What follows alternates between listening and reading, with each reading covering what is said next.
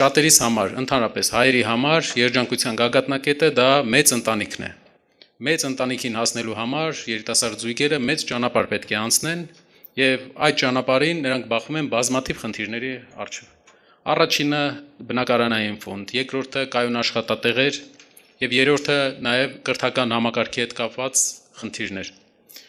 Մենք քիչ ենք խոսում այդ մասին, բայց մեր երկրում ծնելիության պատկերը բավական թույլ է։ Անկում ունենք տարածաշրջանում դուք գիտեք, որ բարձր ծնելիություն ունեցող երկրներ կան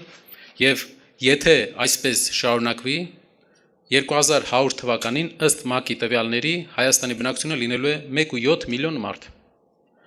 Եթե մենք անգամ ունենանք զարգացած տնտեսություն, անգամ ունենանք բոլոր ուղղություններով հաջողենք, բայց չունենանք ճիշտ ժողովրդագրական ստրատեգիա, մենք 1.7 միլիոն բնակչությամբ Հայաստանը